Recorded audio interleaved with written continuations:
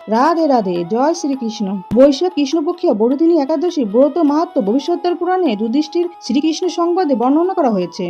যুধিষ্ঠির মহারাজ শ্রীকৃষ্ণকে বললেন, হে বাসুদেব, আপনাকে প্রণাম। বৈশাখ মাসে কৃষ্ণপক্ষের একাদশী কি নামে প্রসিদ্ধ এবং তার মহিমা বা কি, তা আমাকে কৃপা করে বলুন। শ্রীকৃষ্ণ বললেন, হে রাজন, ইহলোক ও পরলোক বৈশাখ মাসে কৃষ্ণপক্ষে একাদশী বড়দিনী নামে বিখ্যাত। এই ব্রত পালনের সর্বদা সুখ লাভ হয় এবং পাপক্ষয় ও সৌভাগ্য প্রাপ্তি ঘটে। দুর্ভাগা স্ত্রী এই ব্রত পালনে সর্ব সৌভাগ্য লাভ করে থাকে। ভক্তি ও মুক্তি প্রদানকারী এই ব্রত সর্বপাপ হরণ এবং গর্ভবাস যন্ত্রণা বিনাশ করে। এই ব্রত প্রভাবে মানধাতা, ধুমধুমার আদি রাজারা দিব্যধাম লাভ করেছেন। এমনকি মহাদেব শিব এই ব্রত পালন করেছিলেন। 10,000 বছর তপস্যার ফল যা কেবলমাত্র এক বড়দিনী ব্রত পালনে লাভ হয়। যে শ্রদ্ধাবান ব্যক্তি এই ব্রত পালন করেন তিনি ইহলোক ও পরলোক সমস্ত প্রকার বাঞ্ছিত ফল লাভ করেন। হে নিরীপশ্রেষ্ঠ, অশ্বদান অপেক্ষা গজদান শ্রেষ্ঠ। গজদান থেকে ভূমিদান, তা থেকে তিলদান, তিলদান থেকে স্বর্ণদান এবং তা থেকে অন্নদান শ্রেষ্ঠ। অন্নদানের মতো শ্রেষ্ঠ দান আর নেই। পিতৃলোক, দেবলোক ও মানুষেরা অন্নদানে পরিতৃপ্ত হন।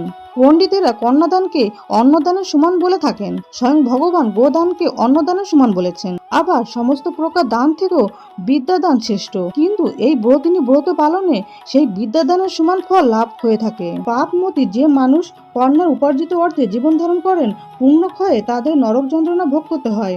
তাই কখনো কন্যার উপার্জিত অর্থ গ্রহণ করা উচিত নয়। যে ব্যক্তি বিভিন্ন স্বর্ণালঙ্কার সহ কন্যাদান করেন তার পুণ্যের হিসাব স্বয়ং চিত্রগুপ্ত করতে অসমর্থ হন। কিন্তু বড়দিনী ব্রত পালনকারী কন্যাদান থেকেও বেশি ফল লাভ করে। ব্রতকারী ব্যক্তি দশমীর দিন কাঁসার পাত্রে ভোজন, মাংস, মুসুর, ছোলা, শাক, মধু, অন্নের প্রদত্ত অন্নগ্রহণ, 2 বার আহার ও মৈথুন পরিত্যাগ করবে।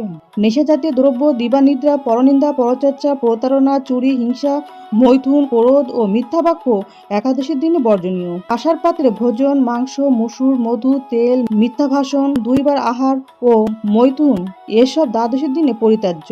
হে রাজন, এই বিধি অনুসারে বড়দিনী ব্রত পালনে সকল প্রকার পাপের বিনাশ এবং অক্ষয় গতি লাভ হয়। যিনি হরিবাসরে রাত্রি জাগরণ করে ভগবান জনার্দনের পুজো করেন তিনি সর্ব পাপমুক্ত হয়ে পরম গতি লাভ করেন। তাই সূর্যপুত্র যমরাজের যাতনা থেকে পরিত্রাণের জন্য পরম যত্নে এই একাদশী ব্রত পালন করা কর্তব্য। বড়দিনী একাদশীর ব্রত কথা শ্রদ্ধা ভরে পাঠ বা শ্রবণ করলে সহস্র গাভীদানের ফল লাভ হয় এবং সর্বপাপ থেকে মুক্ত হয়ে বিষ্ণুলোকে গতি হয়। অতএব ব্রত কথা সমাপ্ত। জয় ভগবান কৃষ্ণ, জয় মা লক্ষ্মী। রাধে রাধে।